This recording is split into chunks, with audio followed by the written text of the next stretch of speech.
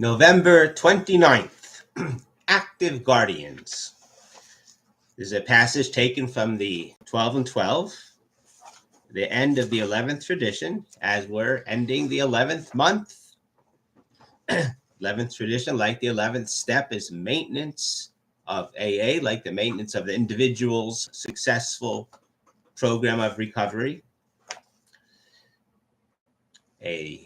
Improve your conscious contact with God. So too, we're improving the unity of AA through anonymity. And here it's from page 183. In my printing, it's page 186. It's the last paragraph of the 11th tradition, but we'll go back one paragraph, read it in context, to page 185 in my printing. The foundation, which, as they say on the bottom, is referring to the General Service Board of Alcoholics Anonymous, what we refer to today, wrote letters to practically every news outlet in North America setting forth our public relations policy of attraction rather than promotion. This concept of attraction rather than promotion, that is the AA policy, and they set this to all the media, and emphasizing personal anonymity as AA's greatest protection. Since that time, editors and rewrite men have repeatedly deleted names and pictures of members from AA copy. Frequently, they have reminded ambitious individuals of AA's anonymity policy. You see someone from AA who seems to be deviating, it is a good idea to remind him we have an anonymity policy.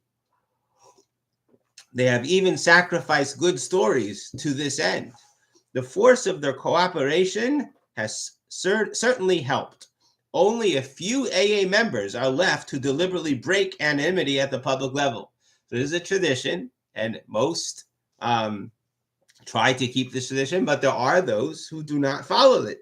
And this is so important in all of AA. There are no rules. There's no laws. This is a tradition. And here comes our paragraph. This in brief is the process by which AA's Tradition 11 was constructed. And now starts today's quote. To us, however, it's more than a tradition. To us, however, it represents far more than a sound public relations policy. It is more than a denial of self-seeking. Denial of self-seeking is very important. That's the root of alcoholism, as it says in how it works. This tradition is a constant and practical reminder that personal ambition has no place in AA. In it, each member becomes an active guardian of our fellowship. That's the title, guardian of the active guardian. The concept of personal ambition when it comes to the recovery from alcoholism, it's not about any individual. That's a destruction of our institution for personal ambition. It's not about the personal. In fact, in AA, every single member, it's not a lowliness of anyone. Every single person is an active guardian of the fellowship. It's a beautiful thing. I haven't been anywhere where every single person has the podium. Everybody listens to whatever you have to say. That's the incredible unity and mutual respect that facilitates the spiritual growth in AA. This tremendous tradition. So it's similar to the conscious contact with God on an individual level. We have this holiness, a conscious contact with a unity of people within AA, that everybody is an active guardian of the fellowship. There is no personal promotion. So with this, we have a beautiful insight from an AA member in the reflections. And it says as follows: the basic concept of humility is expressed in the 11th tradition. I want to point out in the 12 and 12, in the 7th step, it talks at length about humility, how it really permeates the entire program. The entire program is a program of humility. But it is brought out, it's expressed in the 11th tradition, absolutely. It allows me to participate completely in the program in such a simple yet profound manner. Inasmuch as in the program, there is no individual promotion. We're all equals. Everybody has you speak what you have to say.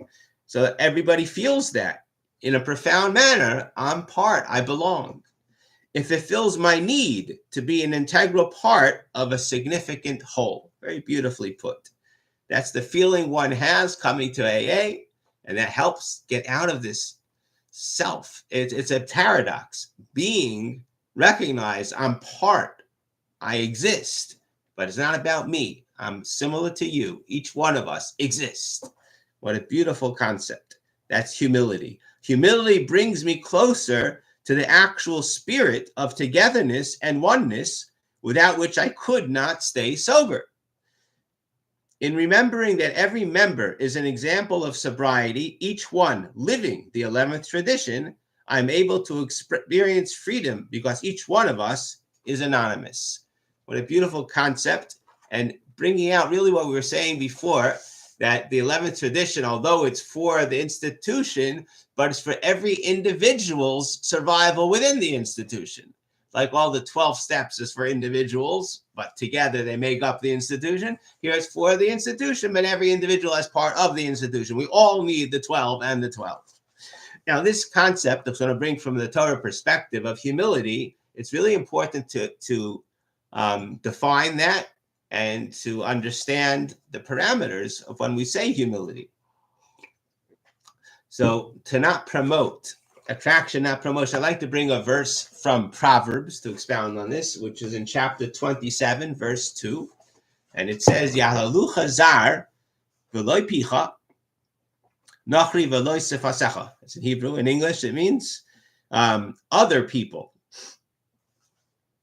Let another person praise you, not your own mouth. A stranger, not your own lips. This is actually sinful. Anyone who does their moral inventory, it's sinful to praise yourself. I'm really shocked sometimes to hear these public figures saying how wonderful they are, that you should be ineligible for any public office. So you speak in such a haughty manner.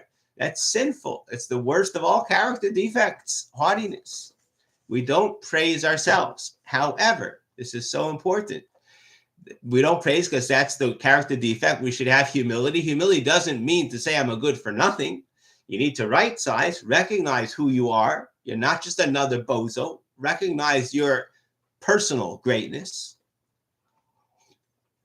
But humility means that my greatness is not mine. My greatness is from God, and it's only in as much as I'm with God. I'm with him. And that's what it says in our tradition. I have here the Gra, Rav Eliyahu from Vilna, explains on this verse in Proverbs. Our sages tell us this, that the exception to not praising yourself is one exception, that's called Yiras Hashem. When it comes to being aware of God, I'm with God, I'm a godly person, then you absolutely should praise yourself because it's not about you.